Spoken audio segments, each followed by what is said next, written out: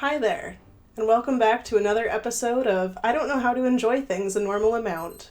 We have had no shortage of epidemics in these last few years, and whether it's a new strain of COVID-19 or a fresh batch of monkeypox, there's a lot going on lately. But while taking a short break from the madness that is the world today, I started watching a new series on Netflix called The Sandman, and it's very good. If you are unfamiliar, this series is based on a comic book series that is under the DC flag, and it was actually written by one of my favorite authors, Neil Gaiman. The series follows the titular character, the Sandman, otherwise known as Morpheus, who is the anthropomorphic personification of dreams. This is a spoiler-free video, but just to set the stage a little bit, the show begins with the capture of Dream, or Morpheus, and the show explores how this affects not only him, but also the rest of the universe.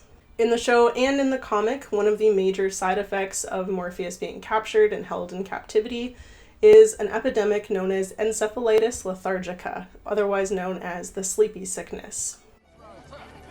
The sleepy sickness, as it was called, affected nearly 1 million men, women, and children in every city, town, and village in the world. While I am a new fan of the Sandman series, I am not a new fan to Neil Gaiman, and I know that he enjoys tying historical events into his books, and I knew I was in for a treat when I started idly Googling the sleepy sickness. Encephalitis lethargica, or sleepy sickness, was a bizarre illness affecting the nervous system that throttled the world roughly between 1915 and 1927. It killed roughly a third of the people it affected and left survivors in a state of somnolence, a strong desire for sleep which would later transform into a type of Parkinsonism.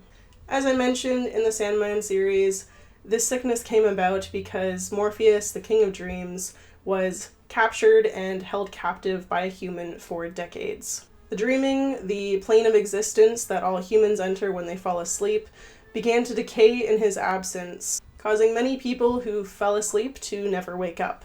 And this sort of happened in real life, but it wasn't because Dream was away. The first physician to identify this disease was Dr. Konstantin von Economo, an Austrian neurologist who discovered the symptoms of encephalitis lethargica at the Psychiatric Neurological Clinic at the University of Vienna in 1916. Konstantin published his findings on this disease in an article titled Die Encephalitis Lethargica.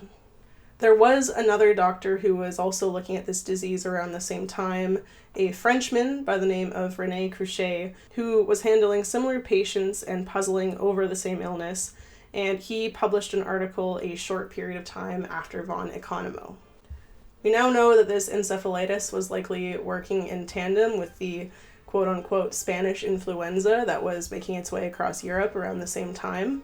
Wartime exacerbated the conditions as people were cramped into bomb shelters or in trenches, and this allowed illness to spread very easily from person to person. With this being said, the sleepy sickness was apparent, at least in Europe, long before and long after the influenza, and we still don't really know why it came about with as much force as it did. It is believed that this epidemic of the early 20th century was not the first of its kind. In the 16th century, in England, there were several outbreaks of sweating sickness, which was defined by not only its symptoms of sweating, but also a similar strong desire for sleep. A century later, between 1673 and 1675, there was another epidemic that one physician, known as Thomas Sydenham, refers to as febris comatosa, where the primary symptoms are hiccups and, you guessed it, sleepiness. One theory is that this disease is a post-viral syndrome affecting people who had previously been afflicted with influenza, which checks out with our early 20th century outbreak, as well as with an outbreak in Italy that was referred to as Nona between 1889 and 1891. While the primary symptom was, of course, somnolence, there were other symptoms apparent that affected the brain and nervous system. When doctors von Economo and Crochet were first diagnosing patients with this, many of these patients were admitted under the pretense that they were afflicted with meningitis or multiple sclerosis, as there just hadn't been a diagnostic framework set up for sleepy sickness yet. I did stumble across one really interesting source, a newspaper clipping that commented on how this disease affected children. Apparently, children who came down with a case of encephalitis lethargica were prone to being very restless and are described as being incorrigible and uneducable. Another newspaper clipping read, "The children appear to have lost all control and cannot be handled either at home or at school.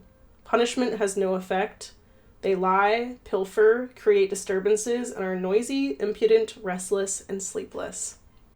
In the 1960s, there was some good news, as there was a temporary cure that was created that was called L-DOPA.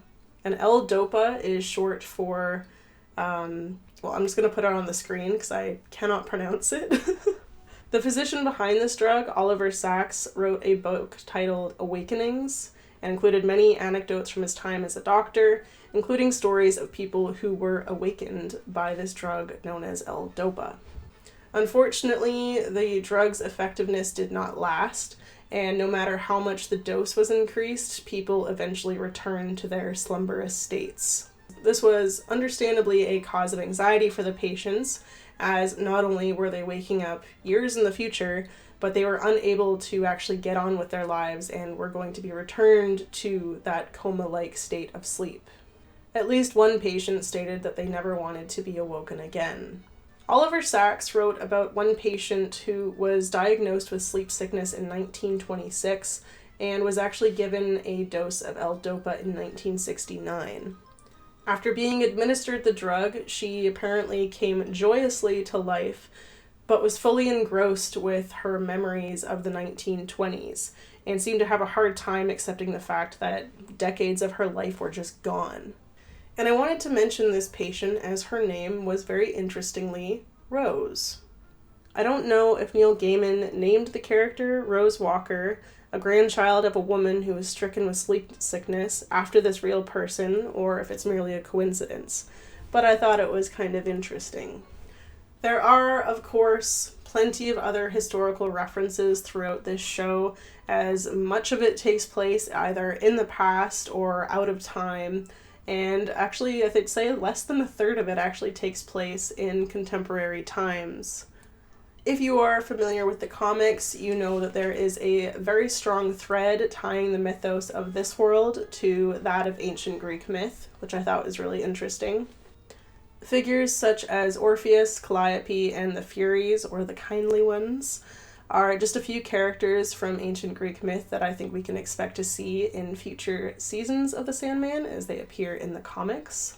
Maybe once these figures appear on screen, I will do a video about Neil Gaiman's work and the overlap of mythological pantheons, but for now, that is all I have to say about sleep sickness.